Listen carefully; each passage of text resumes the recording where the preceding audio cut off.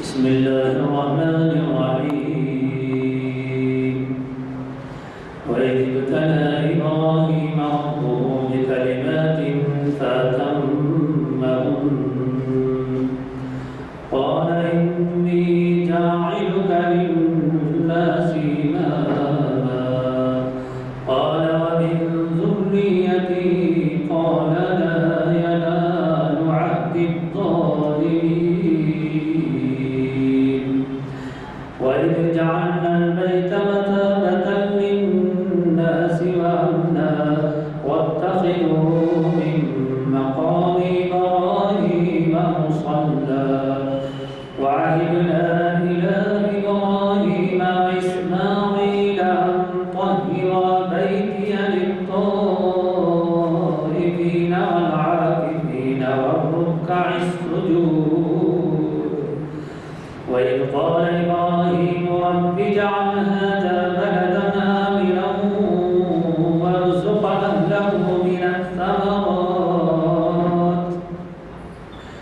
وارزق أهله من الثمرات من آمن منهم بالله واليوم الآخر قال ومن كفر فأمتعه قليلا ثم أضطره إلى عذاب النار وبئس المصير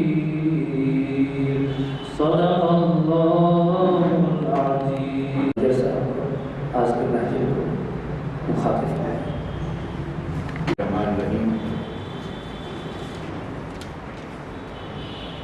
محترم نانک سنگھ نشتر صاحب اور ہمارے بزرگ دوستوں نوجوانوں، السلام علیکم ورحمۃ اللہ وبرکاتہ. آج کچھ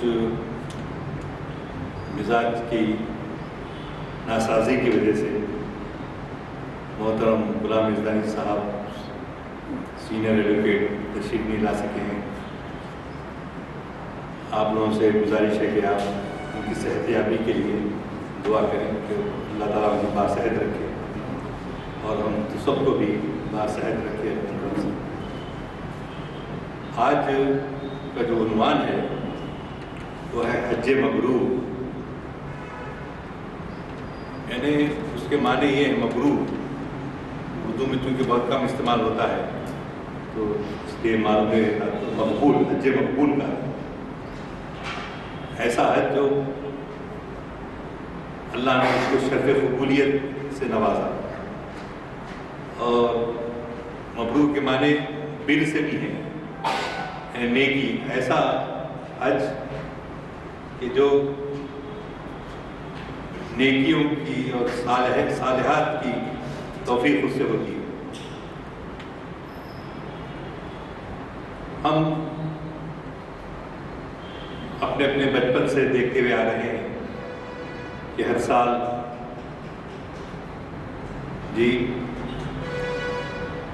کعبۃ اللہ شریف کی زیارت کرنے کے لیے اور روضہ اقدس صلی اللہ علیہ وسلم کی زیارت کے لیے لاکھوں لوگ الحمدللہ جاتے ہیں. ہم نے دیکھا کہ بچپن میں یہ سلسلہ جو ہے شروع ہوتا تھا ربیع الاول ربیع الثانی سے، اور پھر جو ہے وہ ذی الحجہ کے ختم تک اور محرم صفر تک لوگ جو ہے واپس ہوتے تھے. ماشاءاللہ اس زمانے میں ہم لوگ ریلوے اسٹیشن نامپلی کو جا کے حاجی کو ودا کرتے تھے اور سب متعلقین رشتہ دار حاجی صاحب، ہونے والے متوقع حاجی صاحب کو گھر پہ مدعو کرتے، دعوت دیتے اور دعاؤں میں یاد رکھنے کے لیے کہتے. اس سے معلوم ہوتا ہے کہ شروع سے مسلمانوں کو اس بات سے دلچسپی رہی کہ ان کا جو پانچواں رکن اسلام ہے اس کی بڑی اہمیت ہے. لوگ سمجھتے تھے، امام ابو حنیفہ رحمۃ اللہ علیہ لکھتے ہیں کہ مجھے یہ اندازہ نہیں ہوتا تھا کہ کون سا رکن اسلام کا بہت زیادہ جس کی اہمیت ہے، اس کا کوئی کہتے تھے کوئی نماز پڑھنا پابندی سے یہی سب سے بڑا اہم رکن ہے، کسی نے کہا روزہ ہے، کسی نے کہا زکوٰۃ ہے، لیکن امام ابو حنیفہ رحمۃ اللہ علیہ کہتے ہیں کہ حج کو جانے کے بعد مجھے یہ اندازہ ہوا یہ جامع عبادت ہے جس میں نماز بھی ہے، اور وہ لوگ جو افراد حج کرتے ہیں استطاعت یہ رکھتے قربانی دینے کی، وہ حج افراد ہوتا ہے۔ حج کی 3 قسمیں ہیں، حج افراد، حج تمتع اور حج قران۔ حج افراد یعنی جس میں صرف جو ہے یعنی ایک ہی احرام باندھ کر عمرہ بھی کرتے ہیں اور حج بھی کرتے ہیں، پہنچنے کے بعد طواف کر کے صحیح کر کے احرام کو اتارتے نہیں وہ حاجی مفرد حج کرنے والا، بلکہ اسی لباس میں ملبوس رہ کر، اسی احرام میں ملبوس رہ کر مینا کو بھی جاتے، عرفات میں قیام کرتے، پھر مزدلفہ آتے، پھر مینا واپس آتے، آ کے وہاں جو ہے پھر قربانی دینے کے بعد جو ہے وہ اپنا احرام کھول دیتے ہیں، اس کو کہتے ہیں حج افراد۔ حج تمتع میں یہ رہتا ہے کہ ہم فائدہ اٹھاتے ہیں، تمتع یعنی ہم فائدہ اٹھانا، تمتع کا مطلب یہ ہوا مستفید ہونا، فائدہ اٹھانا۔ فائدہ اٹھاتے ہیں کیا اس بات کا کہ جا کے پہلی مرتبہ جب کعبے کو دیکھے جی، طواف کیا اور صحیح کی، صحیح کرنے کے بعد جو ہے آپ بال حلق کرواتے ہیں یا کٹواتے ہیں، حلق کرنا یعنی صاف کر دینا، تو اس کی زیادہ فضیلت بتاتے ہیں، اس لیے کہ قرآن میں ذکر اس کا پہلے آیا محلقین رؤوسکم، وہ مقصرین بعد میں آئے، تو یہ اس میں احرام اتار کے پھر سہولت سے جب 7 تاریخ کو شام میں معلمین کیا کرتے ہیں، ہمارے حاجیوں کو حضرات کو بولتے سب تیار ہو جاؤ احرام باندھو، 7 ذی الحجہ، اور گاڑیاں جو ہے جا کے مینا میں اتارتی ہیں۔ اب حالات بدل رہے ہیں، ٹرین بھی کام کر رہی ہے، ٹرین بھی لے جا رہی ہے جی، بسیں سے بھی جاتے ہیں لوگ، پیدل بھی جانے والے لوگ ہیں، محبت میں جوش و خروش میں جی۔ تو جا کے جو ہے میں یہ کہہ رہا تھا کہ تمتع میں آپ احرام اتار دیتے ہیں، پھر حج کو جانے سے پہلے حج کے ارادے سے نیت کر لیتے ہیں، یہ حج تمتع ہوا۔ حج قران میں نیت ہی شروع سے یہ ہوتی ہے کہ دونوں ملا کے کریں گے، حج عمرہ دونوں ملا کے کریں گے۔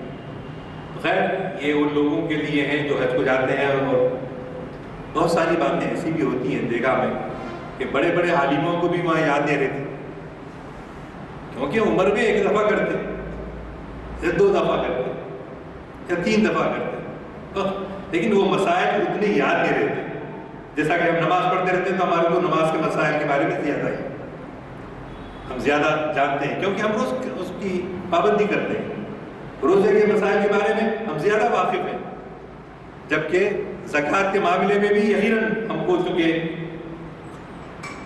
ہر سال سابقہ پڑتا ہے، اپنی آمدنی کا حساب کرنا، اپنے جو بھی زیورات ہیں، گہنے ہیں اور جائیداد ہے، اس کے لحاظ سے کرنا، آپ اگر واقف نہیں بھی رہتے یہاں علماء آپ کو بتانے والے ہوتے ہیں۔ وہاں کیا ہوتا ہے، زبان، ایک تو زبان کا مسئلہ،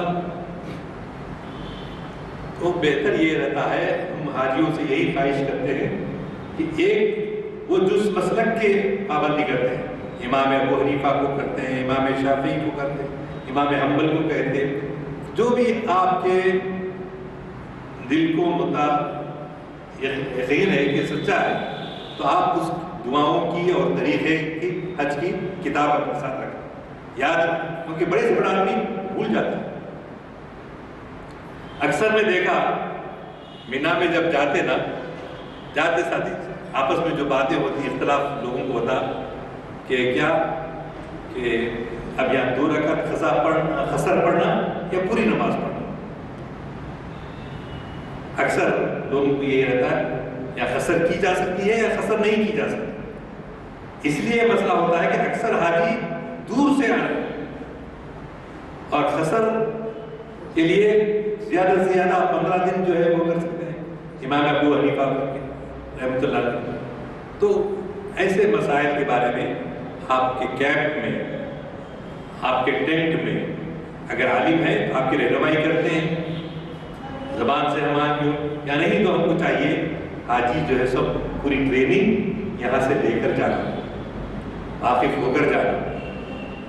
تو ہماری گفتگو کا جو عنوان ہے وہ ہے حج مبرور، ہے نا، ایسا حج جو قبول کیا گیا ہو اللہ کے پاس اور بڑی جو ہے نیکیوں والا ہو۔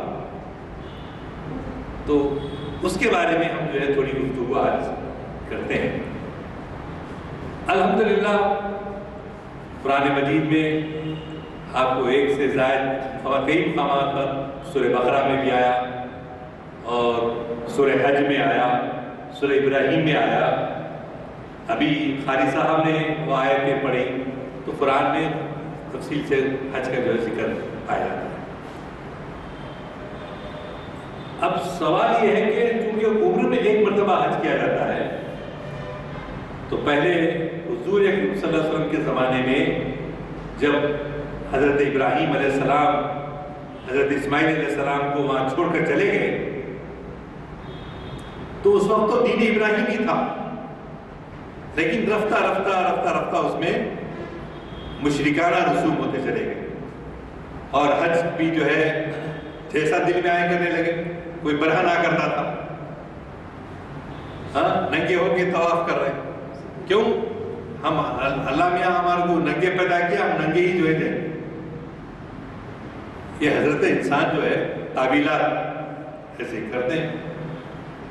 اسی طرح حج کے بارے میں وہاں پر سارے بتوں کو گرا دیا گیا تھا، جبکہ آپ جانتے ہیں کہ 360 بت فتح مکے کے روز رسول اللہ صلی اللہ علیہ وسلم نے ان کو گرایا۔ تو وہاں پر حج جو بگڑ گئی تھی شکل، تقریباً آج سے 4500 سال پہلے کا زمانہ تھا حضرت ابراہیم علیہ السلام، اور تقریباً 2000 سال ہو گئے کہ اس میں حج کے رسم و رواج میں غلطیاں اور بدعتیں جی بھٹکا ہوا لوگ جو حج کرتے تھے۔ کیسے بولتے تھے کہ ہم لوگوں کو عرفات جانے کی ضرورت نہیں ہے، عرفات باہر سے آنے والے لوگوں کو جانا چاہیے۔ تو بہت سارے لوگوں نے اس میں تبدیلیاں، حج میں تبدیلیاں کر لی تھیں۔ اب جو ہم حج کر رہے ہیں، ہم کو جا رہے ہیں، خواہش تمنا سب کی یہ ہوتی ہے کہ ایسا حج ہم کریں کہ اللہ تعالیٰ ہمارے حج کو صرف قبولیت بخشے۔ تو اس میں سب سے اہم بات جو رہتی ہے وہ قرآن میں کہا گیا فلا رفث ولا فسوق ولا جدال فی الحج۔ اس میں رفث یعنی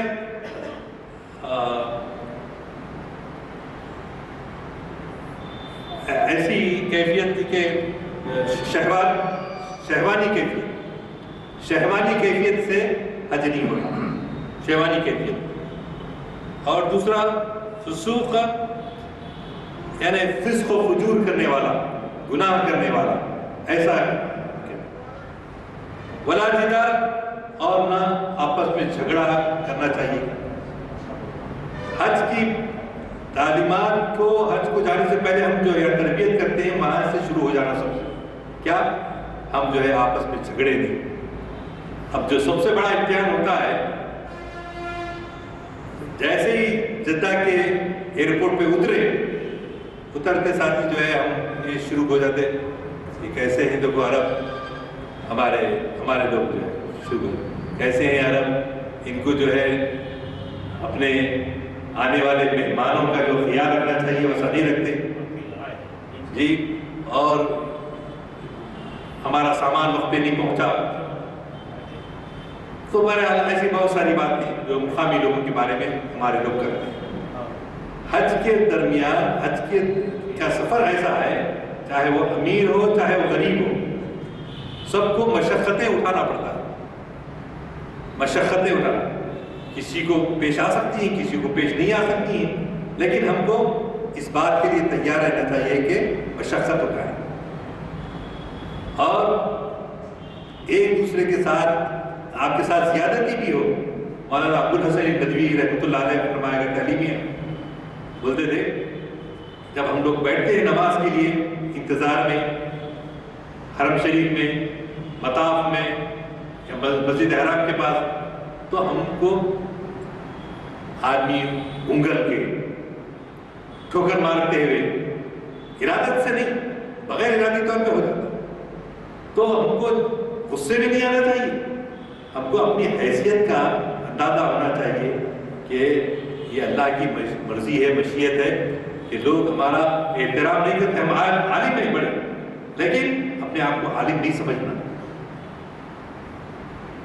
انکساری سے کام لینا، تواضع سے کام لینا. کون ہمارے حضرت مولانا ابوالحسن ندوی جو آل انڈیا مسلم پرسنل بورڈ کے دوسرے صدر تھے، بڑے عالم تھے جن کی کئی کتابیں بھی ہیں. تو انہوں نے اپنی آپ نیتی میں لکھا کہ حج کے لیے ہم جاتے ہیں تو ہم کو ایسا سابقہ پڑتا ہے، کوئی ٹھکراتا ہے، کوئی کچھ کرتا ہے، تو جان بوجھ کر نہیں کرتا ہوں. تو ہم ہونا کیا چاہیے ہمیں انکساری، ایسا نہیں کیا مجھے مار دیا دیکھ کے چلو میاں کیسا چل رہا ہے، ایسا وہاں بھی نہیں بولنا، مسجد میں بھی نہیں بولنا. ایسا دیکھے تو مسجد کوئی بھی جو ہے آمدن ٹھوکر نہیں مارتا. اس لیے احکام یہ بھی ہے کہ انگل کر صفوں کو انگل کر آگے جا کے نہیں بیٹھنا، جہاں آسانی سے جگہ ملی وہاں بیٹھ جانا. کسی کو پیر بھی نہیں لگتا، کسی کو غصہ بھی نہیں آتا. تو بہرحال یہ ایک اہم چیز ہے کہ جدال فی الحج منع ہے. اسی طرح اذا ما قضیتم مناسککم فاذکروا اللہ، جب تم اپنے فرائض پورے کر لیے حج کے، سب سے پہلے کیا ہوتا؟ حاجی جو ہے پہنچتے ہیں، آج کل کا جو لیٹسٹ حج کے ذرائع ہے حمل و نقل کے، وہ جدے کی ایئرپورٹ پہ اترتا ہے، اور بعض لوگ مدینہ بھی پہنچ جاتے ہیں پہلے، پھر مدینے سے بذریعہ جہاز یا بذریعہ کار یا بس جو ہے مکے کو آتے ہیں. پہلے وہاں قیام کر لیتے ہیں جو پہلے سے جاتے ہیں. جن کے پاس وقت کم ہے عموماً وہ سیدھے جو ہے مکہ پہنچ جاتے ہیں، ایئرپورٹ پہ اترتے مکہ مکرمہ چلے جاتے ہیں. اور جو سب سے مشہور اکثر ہم لوگ بولتے جانے والے حاجی صاحب، کیا بھائی جیسے ہی آنکھیں نیچی کر کے چلو، جب کعبہ قریب آ جائے گا اٹھا کر دیکھو تو پہلی نگاہ میں جو دعا کی جاتی ہے وہ اللہ قبول کر لیتا ہے. ایسا شعور ہے لوگوں میں. تو ماننا کیا، اے اللہ میری ساری دعاؤں کو قبول کر لیں.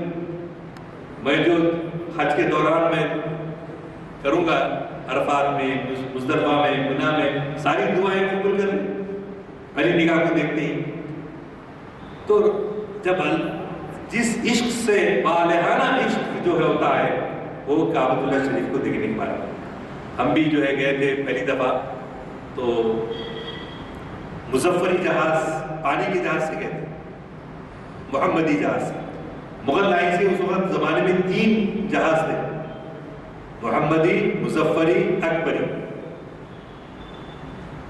تو اتفاق سے ہم کو ہمارے مسلم لیگ کے جو میرے ہم نام ضیاء الدین بخاری تھے، کہاں؟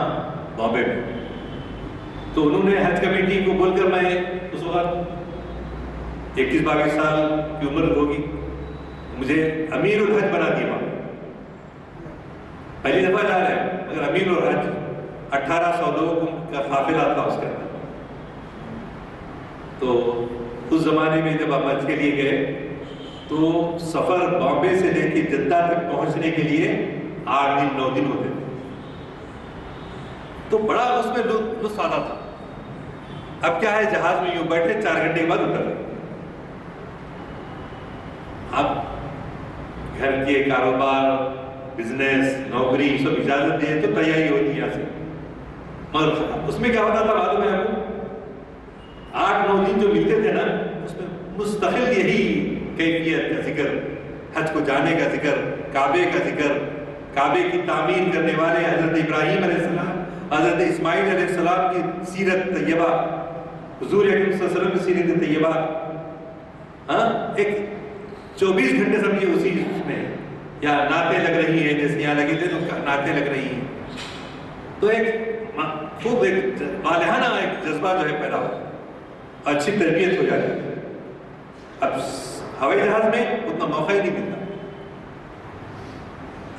تو خیر جب وہاں پر پہنچتے ہیں اور پھر جو ہے سب سے پہلی چیز جو ہے کعبے کو دیکھتے ہیں، پھر اس کے 7 چکر لگاتے ہیں. 7 چکر میں 3 چکر استلام، یعنی مٹھیاں بن کے ایڑیوں سے چل رہا تھا اکڑ کر، کیونکہ حضور اکرم صلی اللہ علیہ وسلم کا ارشاد ہے. 3 شوط کہتے ہیں، اشواط، 1 شوط 1 چکر. حجر اسود سے لے کر رکن یمانی تک آتے، پھر رکن یمانی سے لے کر حجر اسود تک اس درمیان میں کیا دعا کرتے؟ ربنا آتنا فی الدنیا حسنہ وفی الآخرۃ حسنہ وقنا عذاب النار. یہی دعا پڑھتے ہیں. کہاں سے؟ رکن یمانی سے حجر اسود تک. اس طرح سے 7 چکر پوری ہوتے ہیں. 7 چکر پوری ہونے کے بعد اس کی دعائیں ہیں کتابوں میں، یاد کر لیے تو بہت اچھا ہے. اگر یاد نہ بھی آئے تو اس کا مفہوم، اس کا مطلب اپنی زبان میں ادا کریں تو اللہ تعالیٰ دعا کو قبول کرتا ہے. اور آگے جو ہے پھر کیا کرتے ہیں؟ حجر اسود کو بوسہ جو لے سکتے ہیں لیتے ہیں. حجر اسود کو بوسہ لینا اور پھر آ کے منتظم حجر اسود اور باب کعبہ کے درمیان کا جو علاقہ ہے اس کو منتظم کہتے ہیں. اس سے چمٹ کر جو ہے رو کے جو ہے اللہ میاں سے دعائیں کرنا، اللہ سے اپنے لیے، اپنے اہل و عیال کے لیے، رشتہ داروں کے لیے، دوستوں کے لیے، ساری ملت کے لیے، سارے انسانوں کے لیے، سب کے لیے دعا کرنا. اس کے بعد وہاں سے نکلتے ہیں آپ. یہ احرام جو ہوتا ہے بائیں ہاتھ جو ہے کعبے کی طرف ہوتا ہے، اس لیے اس کو کیا کرنا، احرام کو اس کے اوپر سے یہ حصہ کھلا رکھنا رائٹ ہینڈ کا. اس کو کہتے ہیں، ایک تو ہوا استلام کرنا، حجر اسود کو بوسہ دینا، اور دوسرا آپ اکڑ کر چلنا، اللہ کا حکم ہے. تو اس کے بعد وہاں سے مقام ابراہیم ذرا پیچھے ہٹا دیا گیا ہے. وہاں پر 2 رکعت نفل، 2 رکعت واجب طواف پڑھنا. 2 رکعت واجب طواف، پہلے میں قل یا ایھا الکافرون، دوسرے میں قل اللہ احد پڑھ کے پھر وہاں دعا کرنا. وہاں دعا کرنے کے بعد اللہم ان ھذا البیت بیتک والحرم حرمک ونحن عبادک وابناء عبادک، اپنے لیے دعا کرنا. پھر وہاں سے آپ جاتے ہیں صفا جو ہے اس کی پہاڑی چھاٹ کر چھوٹا کر دیا، پہلے بڑا تھا. صفا پہ کھڑے ہو کر پھر وہاں سے استلام کرنا، کعبے کو ایسا دیکھتے ہوئے ہاتھ اٹھاتے کہ ان سعی، میں صحیح کی نیت کرتا ہوں، بین صفا والمروہ، صفا اور مروہ کے درمیان. اور وہاں صفا کے قریب جو ہے 2 گرین ٹیوب لائٹ لگے ہوئے، وہ ایریے میں بی بی ہاجرہ علیہ السلام اپنے بیٹے اسماعیل علیہ السلام کو زمزم کے پاس لٹا کر پانی کی تلاش میں تیزی سے دوڑے تھے. کیوں؟ کہ وہ علاقہ جو ہے ایک نیچے تھا، ادھر کا اونچا تھا، بیٹا نظر نہیں آتا تھا، اس لیے بے چین ہو کر بچے کی طرف دیکھنے کے لیے وہ تیزی سے دوڑتی تھی۔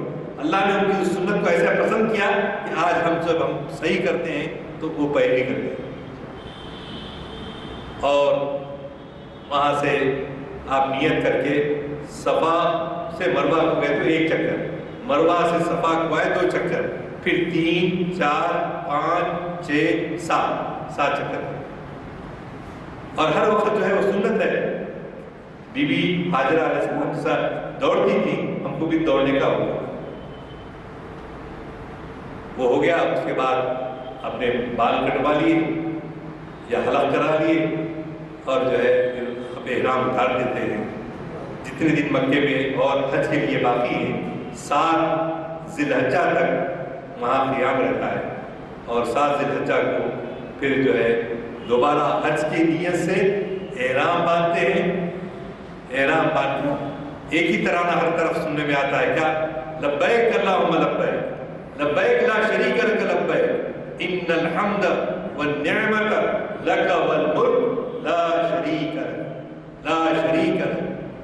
تو آپ دیکھیے کتنا اللہ کو پسند ہے یہ کہ میں حاضر ہوں، اے اللہ میں حاضر ہوں، لبیک اللہم لبیک لبیک میں حاضر ہوں، لا شریک لک، تیرا کوئی شریک نہیں، تو اکیلا ہے، تو ہی پروردگار ہے، تو ہی خالق کائنات ہے، تو ہی رب العالمین ہے، تو ہی مالک یوم الدین ہے، اور تجھی کو ہم اپنا ہمارے ہر چیز کو تجھ دیکھتا ہے چاہتا ہے۔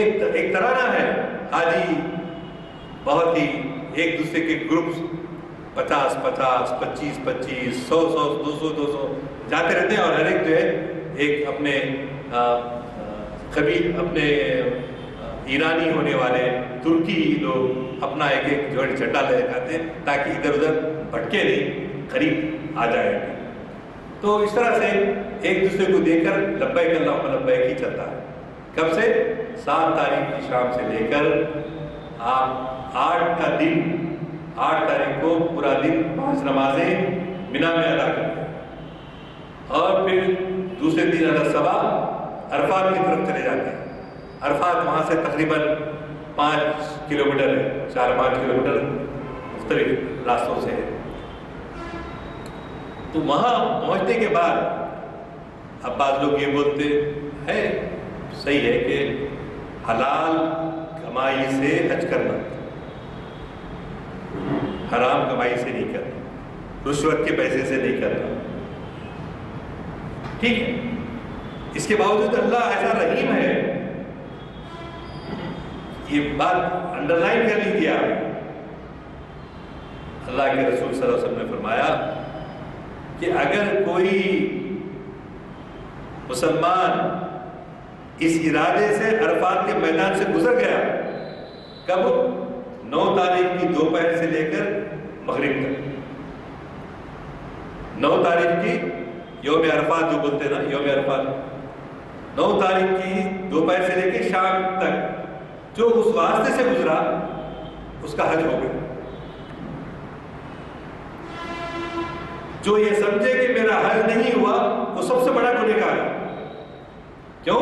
کہ اس کو اللہ کی رحمت پہ بھروسہ، اللہ کی رحمت پہ بھروسہ نہیں، جبکہ اللہ نے یہ فرمایا کہ جو وہاں سے اس ایک ساتھ کے لیے، یعنی خالی ٹھہرا بھی نہیں ہوں، اس میں سے گزر گیا۔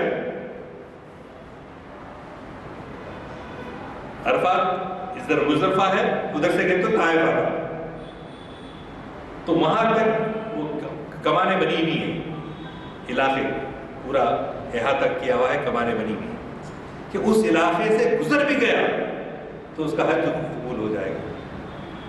یہ اللہ کا کتنا بڑا فضل ہے۔ کوئی انسان یہ نہیں سمجھتا کہ میں وہاں رہ کے وہاں گزر کر میں گنہگار ہوں، سمجھنا سب سے بڑا گناہ، سب سے بڑا گناہ، اللہ کی رحمت پہ بھروسہ نہیں۔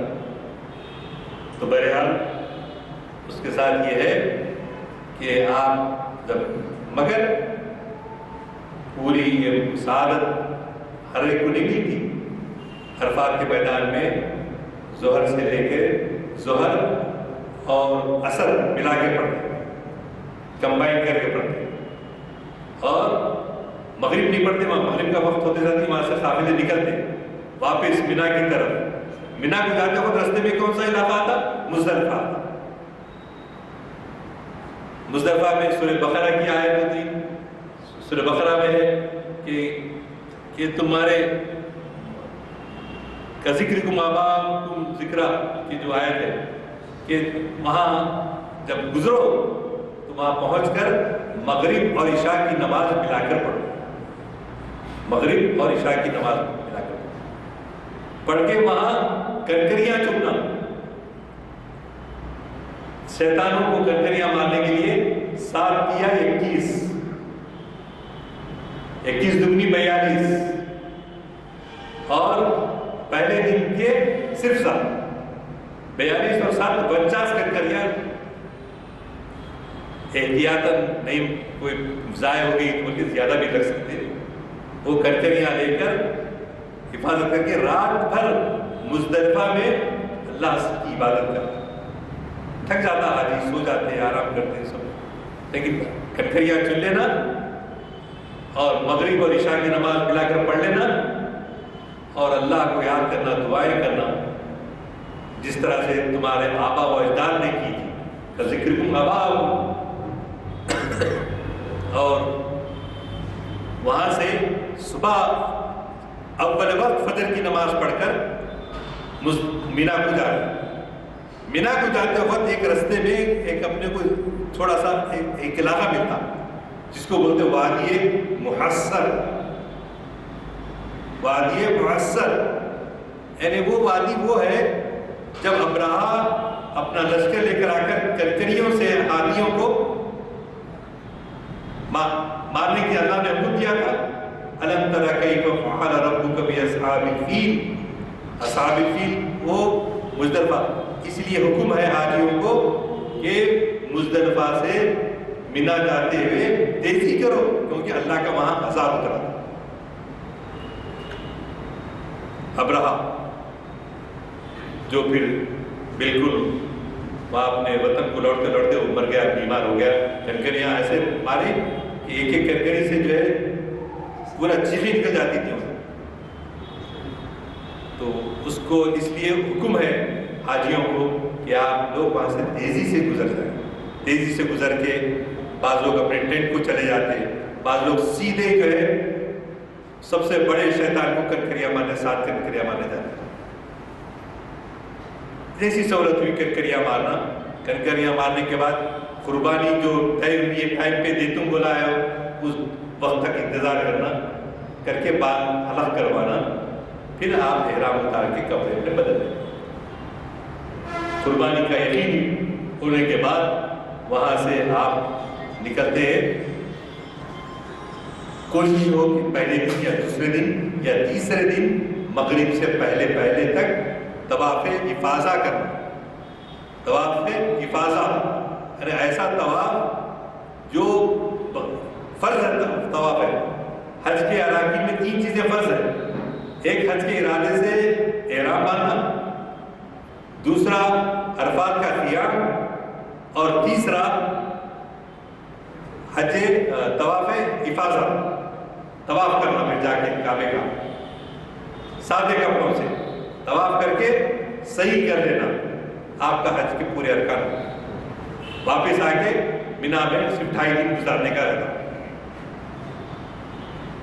تو میں یہ حج کے باتیں تو حاجی کو بتائی جاتی ہے، لیکن یہ بتانا چاہتا مقصد تھا میرا کہ ہم حج کرنے کے بعد ہماری زندگی میں جو تبدیلی اور تغیر آنا چاہیے وہ عام طور پہ ہم محسوس نہیں کرتے۔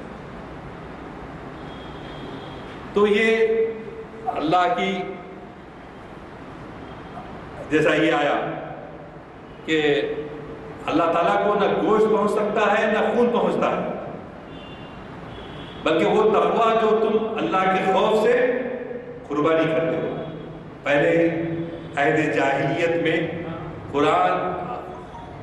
عہد جاہلیت میں جو ہے کیا کرتے تھے لوگ، جانور کو قربان کر کے اس کا گوشت اور خون جو ہے کعبے کے اوپر مل دینے کی کوشش کرتے.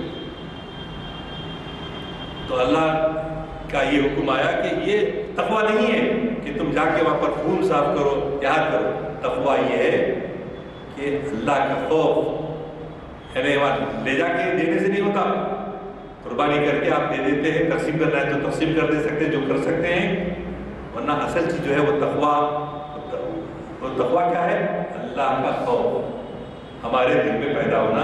اللہ ہم سے راضی ہو جائے، حلال روزی سے حج کرے اور قربانی دے دے. یہ جو ہے پہلی شرط. اس کے بعد قربانی کا گوشت جو ہے، ہم بہت سارے ہم لوگ جو ہے قربانی اب دیتے 8 دن کے بعد کیا نیت کرتے؟ نیت کر کے یہ دعا بھی پڑھتے، ان صلاتی و نسکی و محیای و مماتی للہ رب العالمین. بلا شبہ میری نماز، میری قربانی، میری زندگی اور میری موت سب کچھ کس کے لیے ہے؟ اللہ کے لیے. ان صلاتی و نسکی و محیای و مماتی للہ رب العالمین. اللہ رب العزت کے لیے، لوگوں کو دکھانے کے لیے نہیں. پہلے کیا کرتے تھے عرب؟ جاہل عرب قربانی پہ قربانی کرتے، لا کے گوشت پھینک دیتے، تو ایک فخر غرور. تو چنانچہ آج کل ہمارے پاس بھی دیکھا جاتا ہے تو جو ہے زیادہ سے زیادہ ٹھیک ہے، اچھا بکرا ہے ہمارا 7 کلو والا ہے، تمہارا 12 کلو والا ہے، ہاں جو بھی ہے. لیکن اصل چیز کیا ہے؟ بی بی عائشہ صدیقہ رضی اللہ تعالیٰ عنہ گھر میں تھی. رسول اللہ صلی اللہ علیہ وسلم قربانی کرنے کے بعد تھوڑی دیر کے بعد گھر کو آئے. بی بی عائشہ سے پوچھا، اے عائشہ قربانی کا گوشت تقسیم ہو گیا؟ تو بی بی عائشہ نے کیا جواب دیا؟ بی بی عائشہ نے کہا صرف ایک ران رہ گئی ہے، باقی سب تقسیم ہو گیا. تو حضور صلی اللہ علیہ وسلم نے کیا جواب دیا؟ کہ وہ جنت کا پتھر ہے. اور حضرت عمر فاروق رضی اللہ عنہ نے فرمایا، اے پتھر، اے حجر اسود، تو میرے نزدیک ایک پتھر ہی ہے، لیکن چونکہ میں ہمارے آقا محمد رسول اللہ کو بوسہ لیتے ہوئے دیکھا ہوں اس لیے میں بوسہ لیتا ہوں، ورنہ اس کی حقیقت میرے پاس کچھ نہیں ہے کہ وہ پتھر کچھ دینے والا ہے. ایسی نیت نہیں ہے. تو بار بار جو ہے ہم کو تنبیہ کی گئی ہے کہ شرک سے گریز کریں، شرک سے پرہیز کریں، شرک سے بچیں، اللہ کی ذات میں کسی کو شریک نہ کریں. ہر عبادت میں اس کا ذکر کیا جاتا ہے. اور دوسری اہم چیز یہ ہوتی ہے کہ اتنا بڑا عالمی اجتماع، اب تو کیا ہے 20 لاکھ سے لے کر کبھی 40 لاکھ تک گیا تھا، اب کنٹرول کر کے کم کر رہے ہیں. 20 لاکھ 40 لاکھ، ایسی یکسانیت پائی جاتی ہے.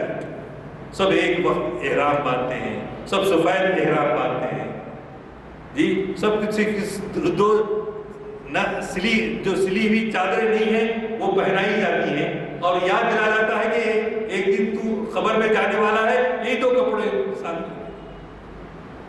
پہلے کے لوگ جو ہے جاتے تھے زمزم کے پاس، کپڑے کو لے کے پانی میں ڈباتے تھے اور سکھا کر اپنے ساتھ لاتے تھے. خواہش یہ ہوتی تھی کہ مرنے کے بعد ہمارا یہ کفن ہو، ہمارا یہ کفن ہو. ہم حج کو بھی جا کے آ رہے کر رہے، ہم کوئی کسی قسم کی وہ نہیں ہے. کون لا رہا کفن؟ مل جاتا ہے، یہ خرید لیں گے. ہمارے دادا کو دیکھا میں، وہ کپڑے، دونوں کپڑے ایک سلا ہوا تکیے کے جیسا تھا. جہاں بھی سفر کو جاتے ہو، گلبرگہ، حیدرآباد، سفر میں ساتھ رکھتے.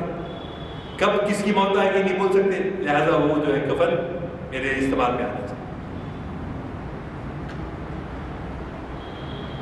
تو یہ اب ہمارے پاس حج کا شکل تو رہ گئی ہے، لیکن حج کی اسپرٹ دیگر عبادات کی طرح نکل گئی ہے. یہ ہے آج کے عنوان کا مقصد اصل کہ کیا ہمارے پاس رہ گئی رسم اذان، روح بلالی نہ رہی، فلسفہ رہ گیا، تلقین غزالی نہ رہی۔ ہمارے پاس جیسے نماز کی اسپرٹ ختم ہو گئی، نماز پڑھ رہے ہیں، دماغ کے باہری کام کر رہے ہیں، تجارت کے بارے میں، بزنس کے بارے میں، کھیل کے بارے میں، کرکٹ کے بارے میں، جسی جیسی عمر ہے ویسے ویسے کام کر رہا ہوں۔ اسی طرح پھر بھی رمضان میں جو ہے ذرا چھوٹے سے چھوٹے بچہ یہ بندہ میں چھپ کے بھی جوس نہیں پی سکتا کیونکہ اللہ مجھے دیکھ رہا ہے۔ اسی طرح حج اور زکات کے سلسلے میں، حج کے سلسلے میں بھی ہم کو یہ ہونا چاہیے، حج ایک بار کر کے آنے کے بعد ان کی زندگی میں تبدیلی محسوس کرنا، تغیر محسوس کرنا، اور اس کا یہ تو انفرادی پہلو ہوا، انفرادی پہلو، لیکن اجتماعی پہلو آپ دیکھیے ایک ہی وقت میں سب لوگ شام کے لیے مینا، مکے سے جو ہے مینا کو جا رہے ہیں، مینا سے جو ہے عرفات کو جا رہے ہیں، عرفات میں ایک ساتھ سب مل کے دعائیں کر رہے ہیں، وہاں خطبہ سن رہے ہیں اپنے کمانڈر کا، تو پورا خطبہ وہاں پر 25 لاکھ 30 لاکھ 40 لاکھ لوگ آپ ایک خطبے کو سن رہے ہیں، سب اکٹھے ہیں، سب ایک ساتھ ہیں۔ یہاں آنے کے بعد تو سنی میں شافعی، تو اہل حدیث میں اہل سنت، یہ چھوٹی چھوٹی چیزوں میں ٹکڑیوں میں بٹ رہے ہیں۔ وائے ناکامی متائے کارواں جاتا رہا، کارواں کے دل سے احساس زیاں جاتا رہا۔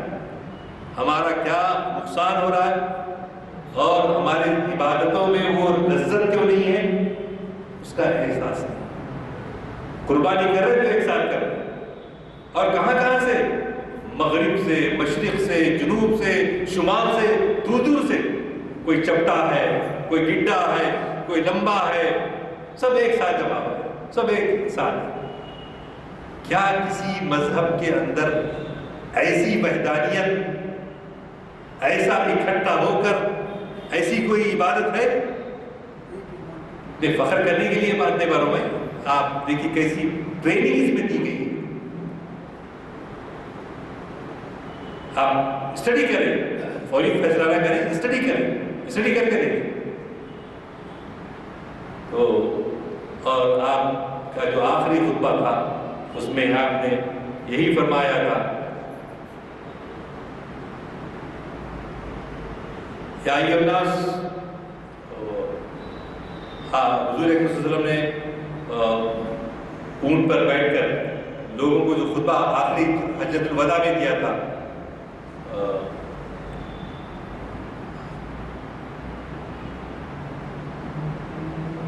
خیر ابھی یاد نہیں ایک دم آیت یاد آئے گی کہ لا فضل للعرب على العجم ولا للعجم على العرب کلکم ابناء آدم وآدم من تراب۔ لا فضل، کوئی کالے پر گورے کو، گورے پر کالے کو، بادامی کو اور سونلے کو، گورے کو اور چٹے کو، کسی کو کسی پر کوئی فضیلت نہیں۔ فضیلت کس بات کی ہے کہ تقوی، اللہ کا تقوی، اللہ کے سامنے جواب دہی کا احساس۔ ان اکرمکم عند اللہ اتقاکم، ان اکرمکم، تم میں بہترین کوئی ہے اللہ کے نزدیک جو اللہ سے سب سے زیادہ ڈرنے والا۔ یہ پوری گفتگو کا حاصل ہے سمجھے، ان اکرمکم عند اللہ اتقاکم۔ ایک ہی صف میں کھڑے ہو گئے محمود و ایاز، نہ کوئی بندہ رہا اور نہ کوئی بندہ نواز، سب ایک ساتھ پورے عرفات کے میدان میں۔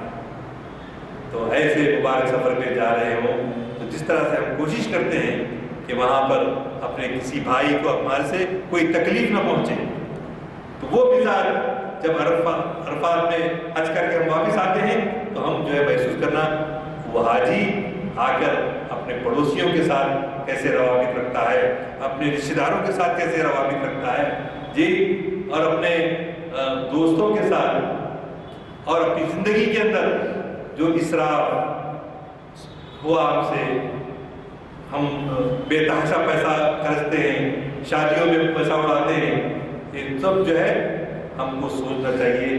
وہ اللہ کا بیان عرفات میں وہاں سے پورے اپنی عبادات کے ذریعے لے آتے ہیں۔ وہ تغیر، وہ تبدیلی ہماری زندگی میں اگر ہوتی ہے تو بولنا کہ حج ہمارا کامیاب ہوا، حج ہمارا کامیاب ہوا۔ ویسے ہم کسی کا حساب نہیں کر سکتے۔ میں ایک بات کہتے ہوئے اپنی گفتگو کو ختم کرتا ہوں۔ ایک ہمارے دوست تھے یہاں پر، وہ جدے میں آئے، آنے کے بعد تھوڑے دنوں کے بعد ان کے بہن بھی صاحب بھی آئے، یہاں رہے تک حیدرآباد